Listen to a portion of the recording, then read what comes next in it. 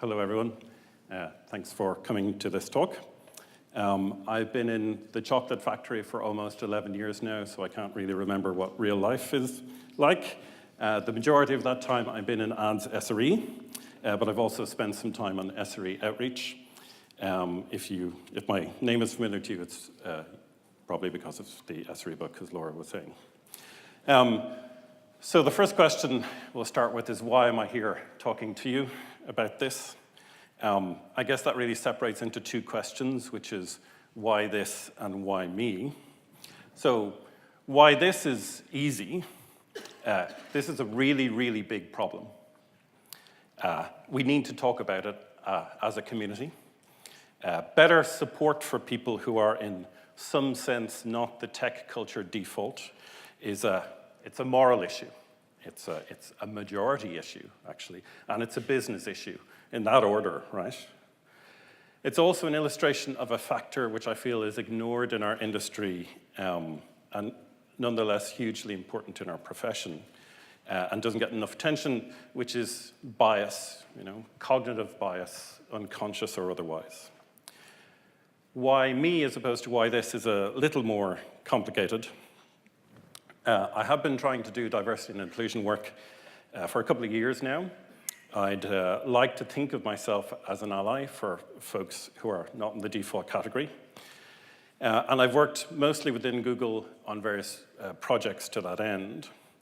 I guess the proximate cause is that I was asked by Laura to do this, and I was very pleased to help, partially because I firmly believe that this kind of work should also be done by white, male, cis, heterosexual folks, etc., not relegating it to a so-called minority issue.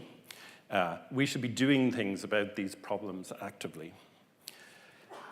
Really, the central conception is that this problem that we have as an industry is a leadership problem, and we in leadership, therefore, have a responsibility to do something about it.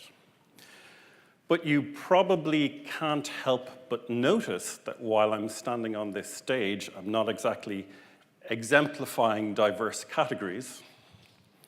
As we'll see, as I said, I think we need to spread that load. But there is actually a way in which I am a member of a diverse category of some kind, and that is that I'm very tall. What? What does that have to do with anything? Well, talking about cognitive bias, it turns out that tall people command more attention than short people do. Did you know that? Malcolm Gladwell, and I think there's a paper by Nicola Persico on this. Turns out that, apologies for the non-regionalized stats, but 3.9% of the US population is at or above 6'2", which is my height. But an amazing 30% of the Fortune 500 CEOs are at or above that height. So it's a little odd, just thinking about those numbers, it's a little odd that of all of the people that society could have chosen to populate the boardroom, on average, we picked people who have to bend down to see the cash machine window. Is that really how it should be?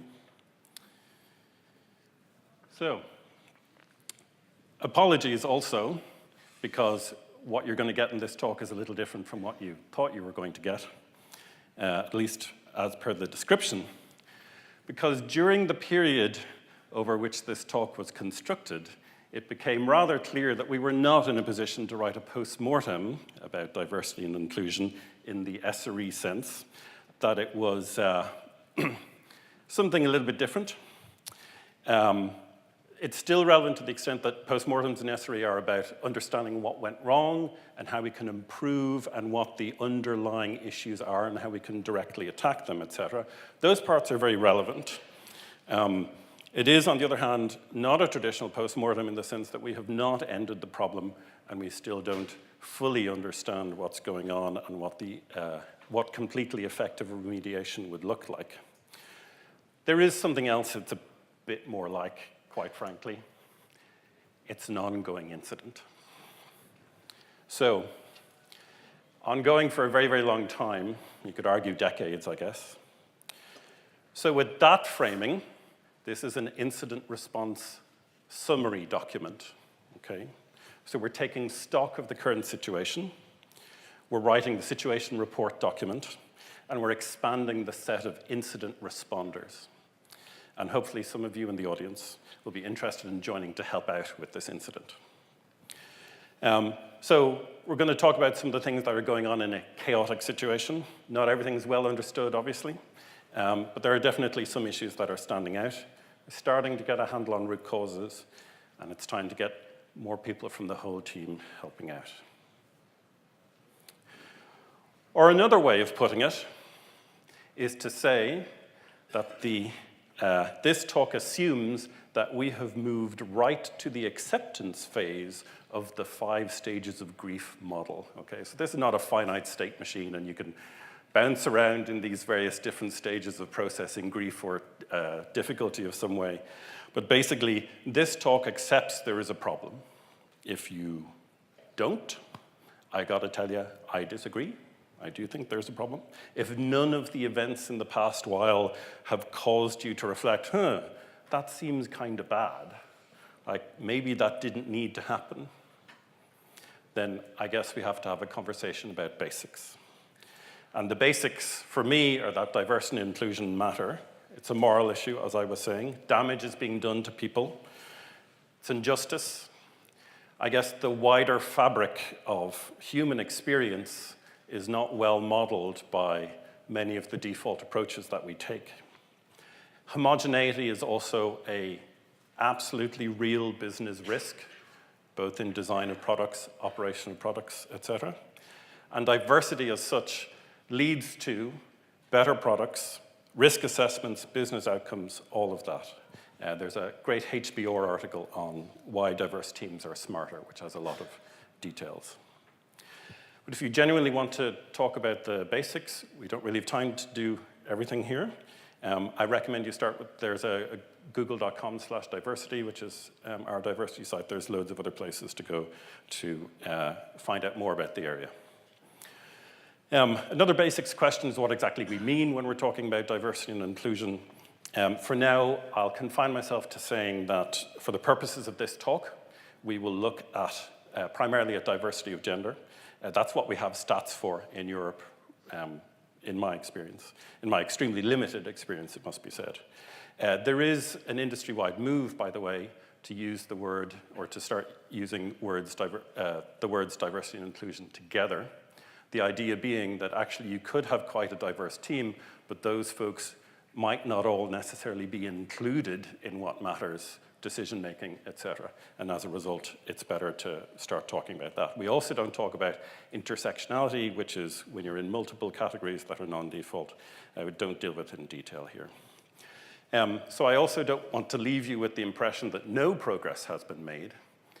In my team, in my group over the past couple of years, we have moved from single-digit percentage representation to double-digit percentage representation. Woohoo. Anyway, it's not where I'd like it to be, but it is progress of a kind. Google as a whole is doing a little better than that across tech in general. Non-tech, much better at 46%, 25% in leadership positions. So we'll talk a little bit more about what we've done to try to improve this situation later.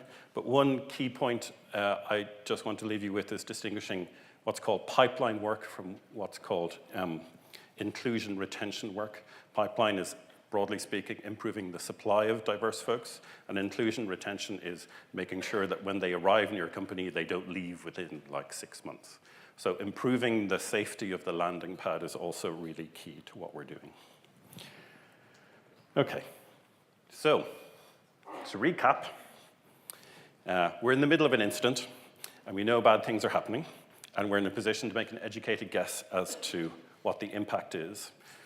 We're pretty sure, I think, about the impact on individuals generally. Like one big factor there is attrition, very painful.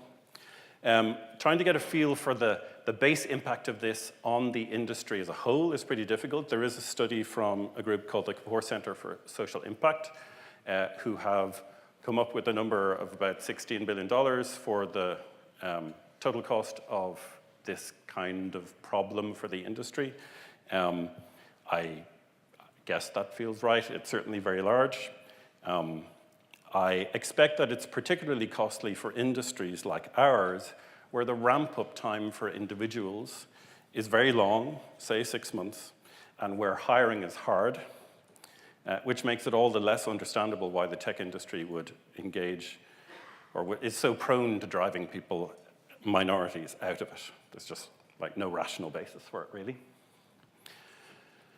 So we've observed these effects, but why is it happening? Like, unless we understand why, we can't really hope to make it better. So there's a number of fairly obvious bad things going on. Many of the remedies are also correspondingly obvious. We will talk about the remedies in a bit. It is a complicated situation, and there are for sure all kinds of other factors going on. Those are the ones that suggested themselves for this talk. In some ways, the difficulty of this problem is sometimes a matter of latent structure rather than obvious structure, but we'll get on to that in a moment. So culture, obviously a big factor, tech culture. Sometimes overall, even to me, seems like so much of a kind of immovable monolithic block. It's difficult to know where to start in terms of analysing it. And obviously, it's also tied in with mainstream business culture to a certain extent. The tech culture is not alone in how it treats diversity and inclusion. There are other industries that have problems as well. One useful way to think of it, however, is what are the values? What are the implicit or explicit values of tech culture? How do they express themselves? How does that feed its way into what we see happening around us? So the one I choose to highlight here, there are very many others that we could talk about. The one I choose to highlight here is the fact that tech culture values disruption. Okay, so in this view of the world, it values disruption above all things. Like, you're trying to change the world, so to a certain extent, you have to disrupt what's going on previously, right? So it's a strength and a weakness.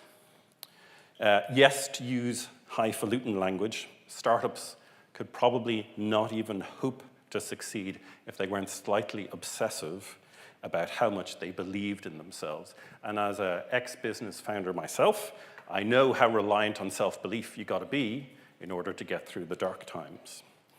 But the downside is that self-belief is focused on the self. It's not focused on the other. And belief in the power of disruption becomes disruption whatever the cost. We need to change this. We will do it whatever it takes. And destruction then becomes reveled in for its own sake, rather than anything that's linked to a specific business goal. And to a certain extent, anything which is seen to not advance the mission becomes something which is holding it back, like you're either with us or you're against us type of mentality. It's very easy for that to take root.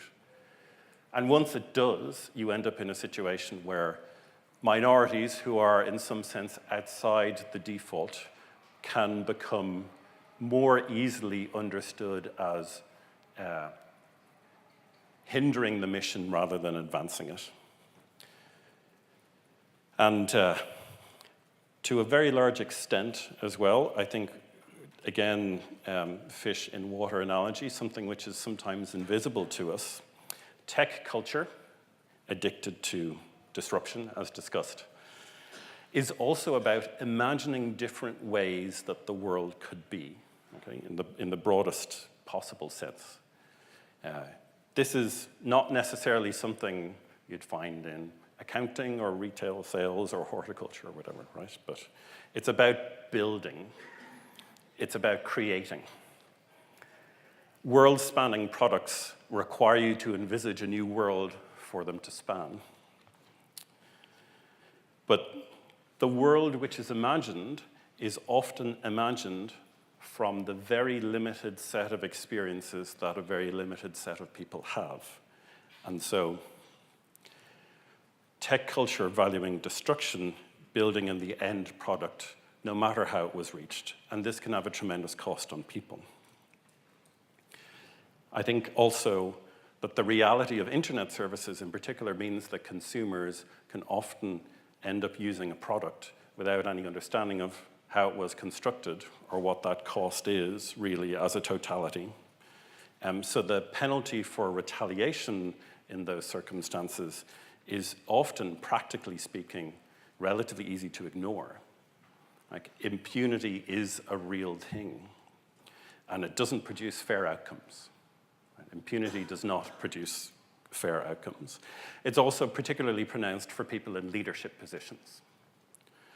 So it can be argued, and I agree, that at root this is a leadership problem because the folks at the top, somewhat isolated from consequences for some of their actions, are not necessarily modeling the behavior that we would say would be advantageous for everyone in the company to model. But as leaders, they attract followers, and human beings imitate other human beings. So we need better leadership on this issue. There are, of course, fairly obvious wider social factors at work here: widespread misogyny, racism, et cetera, et cetera. But I'll call out one specific factor for this slide, which is language and microaggressions. Okay, so these are very, very common, but are especially pernicious in environments where there's small minorities. Okay, that's an oxymoron in some way. So what are microaggressions? In this case, they're events, typically things which are said or done, which are small in size but discriminatory in some way, and usually repeated over and over again. There's kind of like a small background radiation of microaggressions. The classic one is what you call people, groups of people. So Douglas Hofstadter, well-known author, someone I admire greatly, wrote an article in 1985 about the difficulties of the word guys. I try not to use that myself. And there are other phrases which are common in documentation, et cetera, for which there are probably better replacements that don't reinforce stereotyped thinking. And it can be as simple as, for example, quote, when the programmer calls the API, his account will be billed, end quote. Yeah? So easy replacement for that is when the programmer calls the API, their account will be billed. Something I don't like a lot myself, quotes, this product is so simple your mom could use it. Right? Actually, my mom's kind of smart. And even if she wasn't, it's your responsibility to make the product easy to use, not hers. So it's so simple that anyone could use it, or isn't, as is more commonly the case. Quote, I'll make a dumbed-down version so those humanities graduates in marketing will get it, end quote. Quote, I'll make a version without technical jargon so that marketing can understand it. So I should point out that this is hard and not everyone gets it right all of the time. I certainly get it wrong loads of times. I've committed, I guess, thousands of microaggressions in my life, and there are thousands waiting yet to be committed.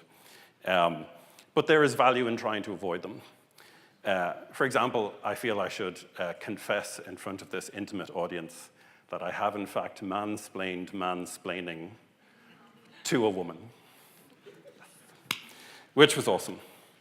But sometimes these things are not necessarily super clear to you unless you're on the receiving end of them. For example, I was also talking to a colleague a large number of years ago, I won't say who or what company, but he expressed frustration with Ireland, where he was staying temporarily, with Ireland as a whole, and said that how everything worked was such a disaster that he'd invented a new phrase for totally messing something up, which was called, quotes, to really Irish something up, end quotes. He then talked about how the transport system was really Irished up, how the database was Irished up and needed to be restored, and so on and so forth. So, all right, maybe that's more of a macroaggression rather than a microaggression.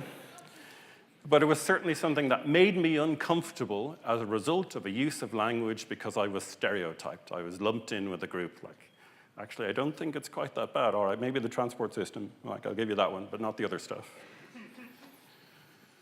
So, moving on, I wish this wasn't the case, actually, but there's a very large amount of evidence suggesting that Anti-woman bias in particular reflects itself pretty strongly in some of the communities that gave rise to SRE, or overlap with SRE in some way. For example, there is a First Monday article called, quotes, "Free as in sexist," end quotes, by Joseph Regal, which has numerous examples of early Linux culture being pretty exclusionist to women, whether deliberate or not. Another data point is the gender bias in open source study, which shows that patches from women with a clearly identifiable female gendered name get accepted at a rate approximately 10% lower than patches from accounts with male names over 1.4 million contributors. So there's, and there's more, unfortunately. So a little bit related to the tech culture slide, where in particular startups, like everyone's supposed to give everything to the company. I recall multiple 24-hour days back then as well. The presumption is therefore that no one has significant responsibilities to care for anyone else, right? Whether young or old. And the presumption is everyone is strong or has a support system for them of some kind. The reality, of course, is that everyone is weak. Eventually, right? It's just a matter of time. In the nicest possible way, we're all going to get sick and old, and so on. Why is this basic human fact not more accommodated? There is a talk on this on Friday, I believe, by Emily, on the cult of strength. Goes into it a bit more detail. I guess how this feeds into the point of, or the question around work policies and flexible work policies is that these policies, presenteeism, have you ever had a presenteeist boss? You have to be at your desk by 9 o'clock typing away, even if it's got like nothing to do with your actual job. The previous, frankly, ridiculous parental leave given, the statutory leave until comparatively recently in Ireland for male parents. Anyone know what that was? 0 days. 0 days statutory entitlement to leave. All right, your kid's born during lunchtime, hopefully. Then you head back to work. Okay, not good. So again, there's structural bias, which is pushing folks out of the workforce, pushing women proportionally more out of the workforce, in particular, for obvious reasons. So family-friendly policies, facilitating folks who have to care for others, allowing folks to work remotely, and so on. Some companies are strangely resistant to this, despite, for example, remote work or VC being facilitated by tech company products and approaches. It's not clear to me why this is the case. So marketing. Okay, so marketing works and humans are suggestible. Anyone disagree? Excellent. So it certainly works in the aggregate. One of the interesting things about the marketing of computer science is how it changed over the years, particularly in the spread from the 60s to the left of this slide to the 80s to the right of this slide. So Exhibit A is, at least one point in the 60s, women turned up in an advert for something related to computers, and they were a legitimate consumer of the services, right? They were not performing some other role. So yes, it's paternalistic in the extreme, and also how are you actually going to find room for that recipe computer in your kitchen, I'm not sure. But at least women are present in the frame. However, during the 80s, when we transitioned to the home computer market, and there was a push to market stuff to this new wave of adopters, usually the first contact somebody had with computing technology at that time became marketed to boys rather than girls. And so you have the result on the right. Like not terribly diverse, although one person has glasses. That's what we got.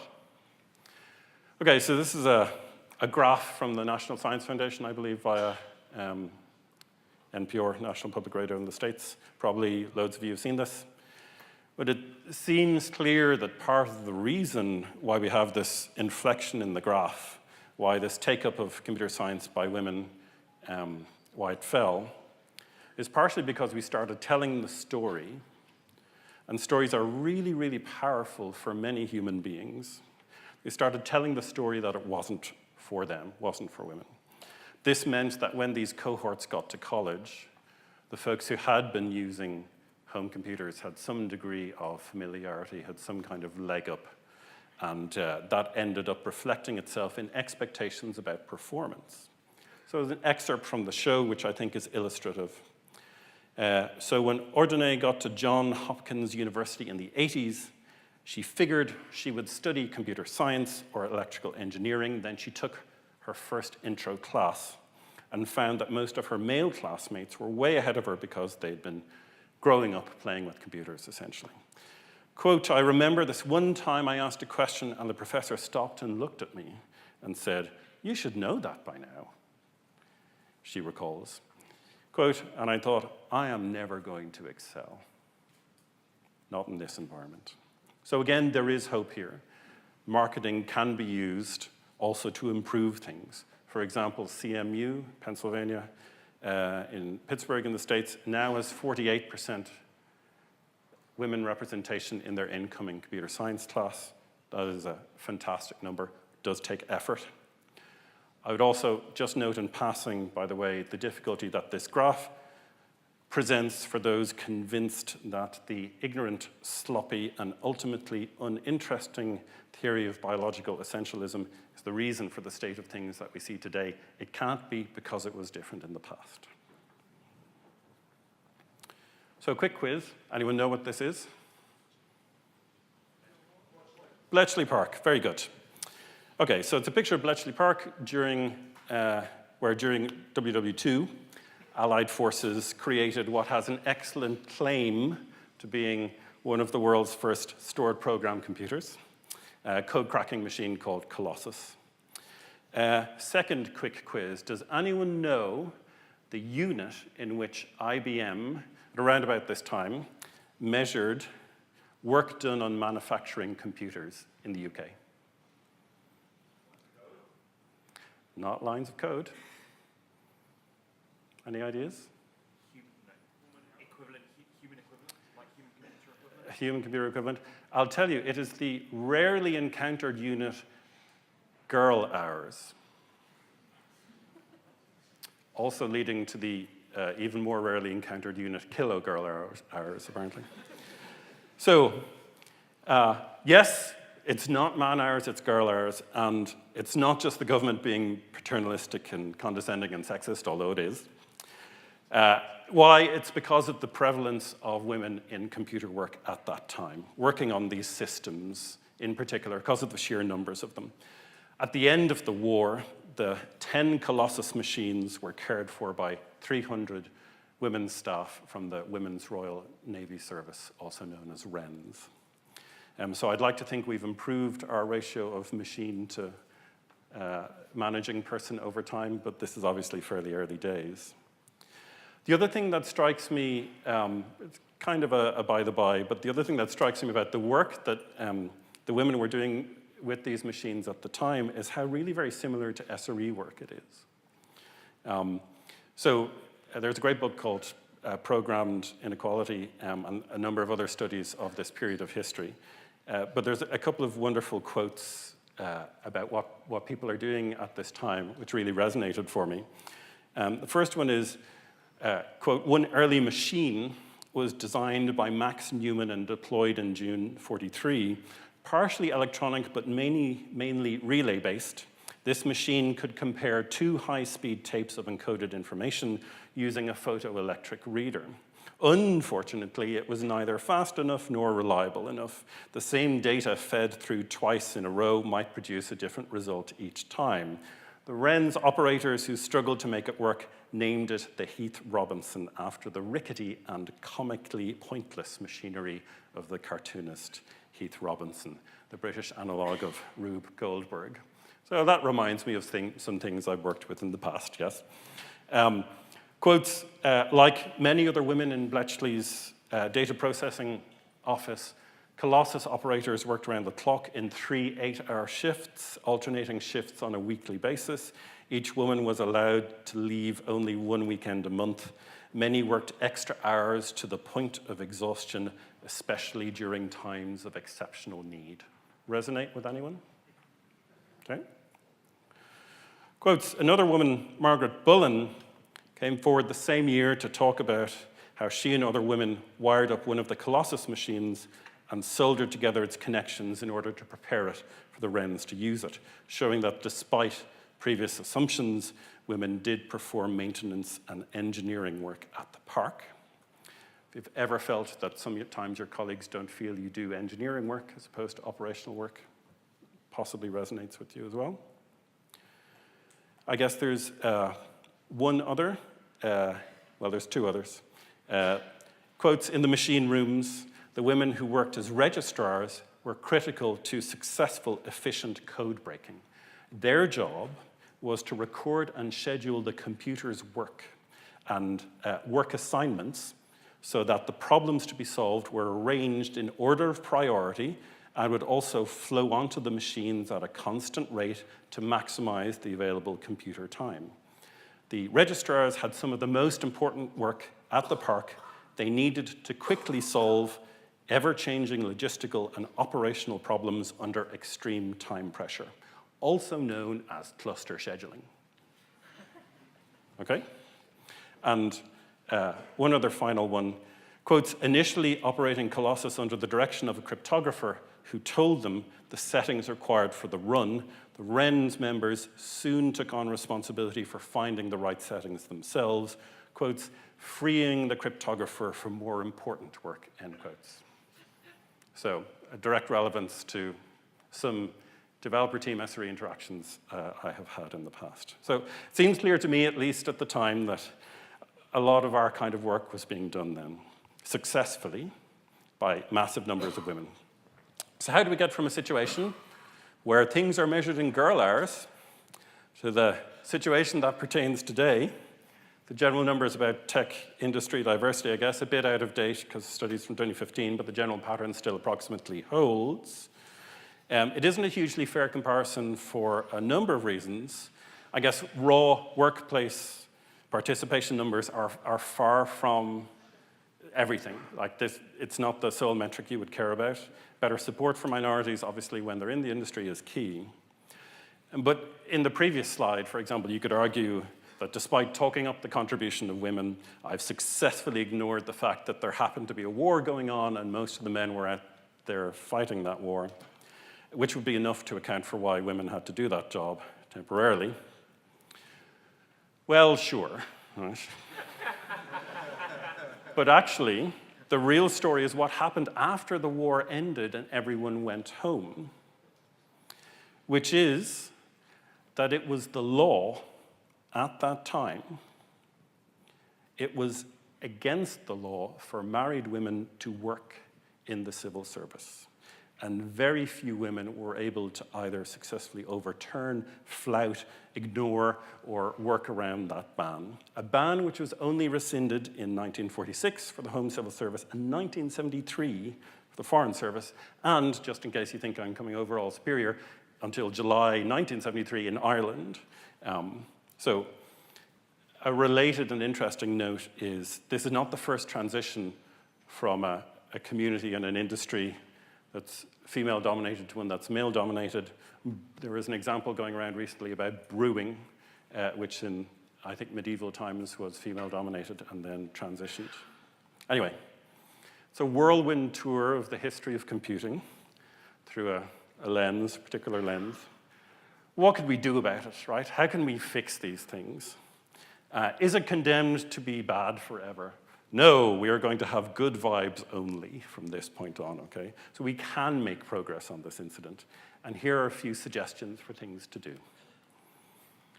So, a basic one, unconscious bias training, allowing people to understand that, in fact, they do have cognitive bias and that this is almost certainly reflecting itself in day-to-day conduct. I think we have a free version on YouTube, but there's actually a lot of training out there.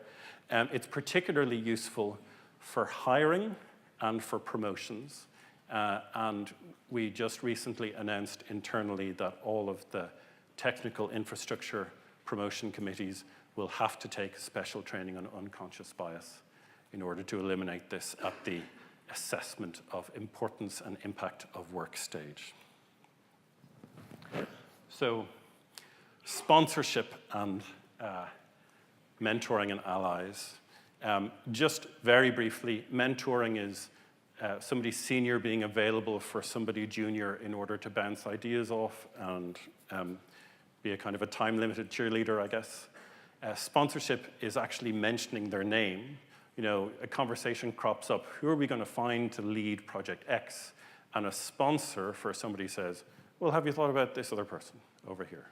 It's deliberately trying to increase visibility. Very powerful technique. And there's a lot of resources out there for what you can do.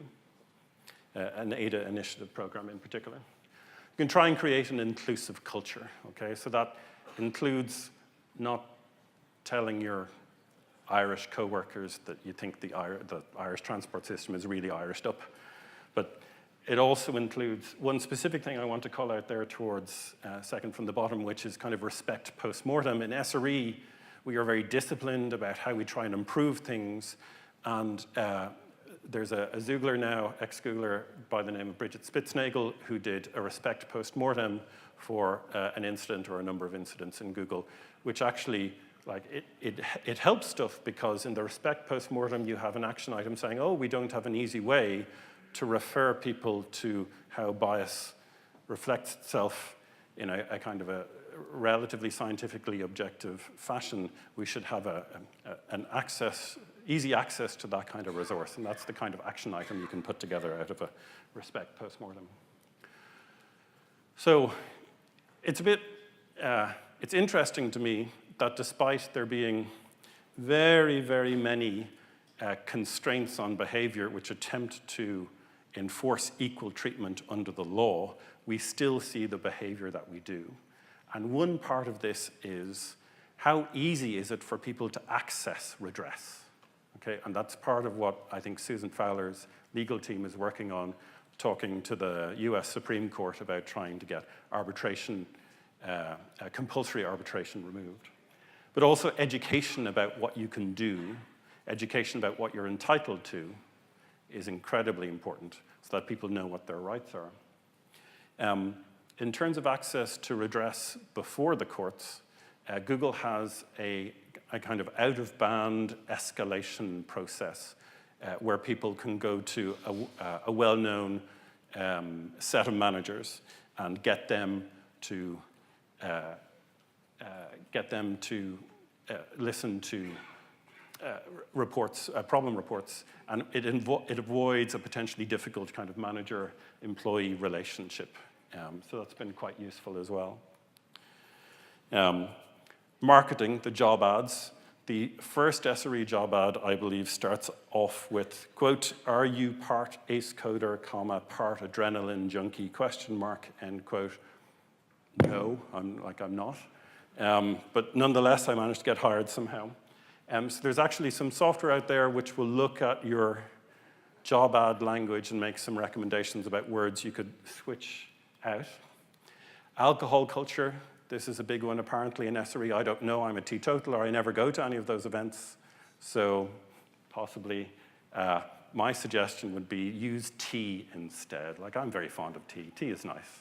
Have tea. Tanya said it best, I think. And also, to a certain extent, referring back to adrenaline junkie pit stop culture. Like, this is not actually necessarily how we want to present ourselves or even what we should aspire to be.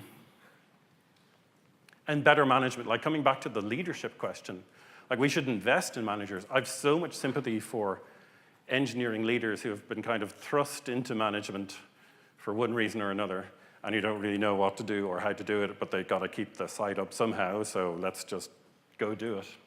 You need training, you need to invest. You need to be disciplined about these things operationally in the way that SRE is. You need to track results, you need to have visibility, you need to respond when there's a problem, all of these things. And finally, don't levy the diversity tax. Don't make this work just the responsibility of the diverse people. It is a majority issue. It is something we have to work on. And leadership shouldn't expect that, okay? And really, finally, we should start to track metrics on things other than gender as well, so we can have a more fully flavored conversation about this and intersectionality. And so I'll end by saying it's appropriate to start asking for help in this incident. The next shift is going to be challenging, but we'll get there in the end, I'm confident. We have a good handle on some of the root causes. We have some suggestions for things to do. We just need not to lose discipline. We need to drive it to resolution. Thank you very much.